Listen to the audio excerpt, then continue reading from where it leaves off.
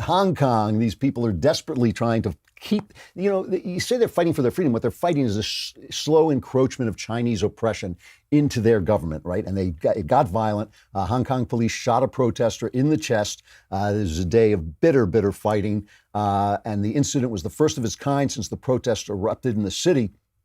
And,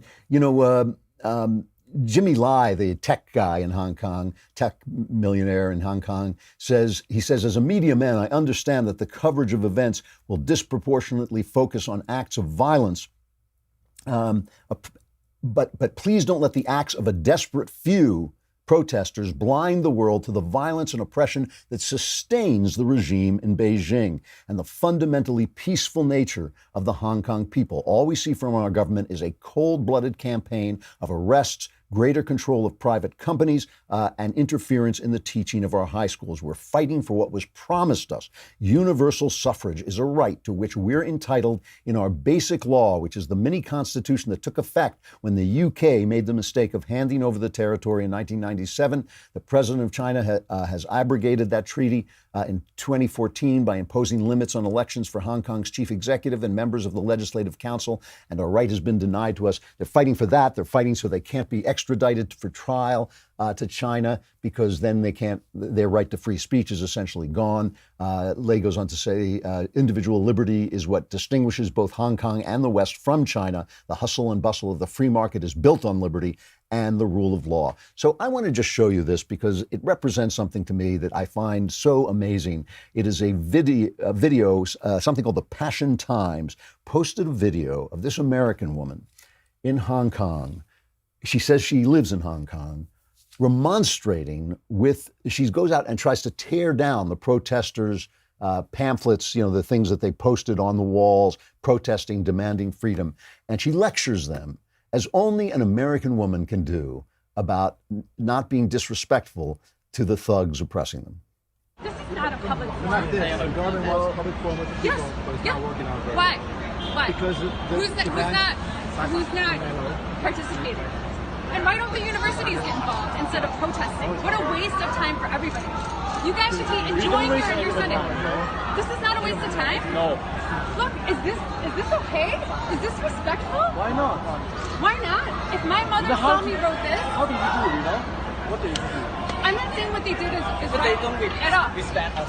They're wrong, They too. told the rules. So, look, violence breeds violence. Do you agree? Do you agree? Find me one case where violence led to a good solution. I think for them, the plan was at a certain point, the only way to protect freedom is to give up a certain... Okay, you're right. So the problem is, it's not the five demands. It's you guys value freedom more than safety. Do we agree? Okay, so I think safety is more important than freedom. And if you could hear her, she says, you guys value freedom more than safety. I think safety is more important than freedom. I want to be really careful what I say here, because I want to make sure, and not because I worry about, Media Matters, which is always trying to twist our words and all this. It's not because of that. I just want to make sure that I'm saying what I want to say. It is not that American women are awful. I love American women. I love women to begin with, but I love American women very specifically. There's a lot of things about American women I love.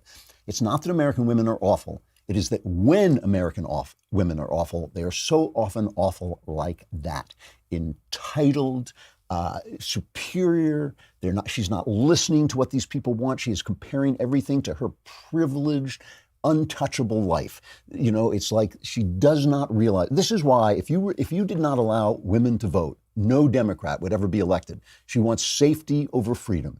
Perhaps one of the most, how can I put it? One of the most low things a privileged person can say. How much lower can you go than to tell people who are fighting for their freedom that they should privilege safety over freedom? Every single person who gave that loudmouth dame the right to speak, who sent a son, to die on the battlefields of Bunker Hill or of Gettysburg or of, in World War II. I mean, every one of those people who died valued freedom over safety so that she could become that entitled loudmouth with no sense. She thinks she dropped from heaven into a world prepared for her. She thinks her freedom, her rights, her ability, her equality, her equality with men, the fact that she can live for the first time in human history, that a woman can live essentially any life she wants. She thinks that came out of nowhere. Maybe she did it herself. It must be because she's such a nice person and so good looking. The way she goes, her yoga classes, they must just given her that freedom. Everything she has was bought with blood. Everything she has was bought by men and their moms who valued freedom over safety. Every single one of them. And now she's lecturing to these people who are carrying American flags, for God's sake. They're carrying American flags as representative of the freedom they are willing to risk their lives for. After meeting that woman, I wouldn't be surprised if they started burning those flags. Oh, I'm sorry, we didn't realize it was people like that. I mean, it is amazing. It is amazing. If there is anybody more entitled than an American woman, I do not know who it is. And like I said, most American women, I love them. But when they're awful just like that. And it says something about our country that we produce people who are so ignorant that they don't even know where their freedom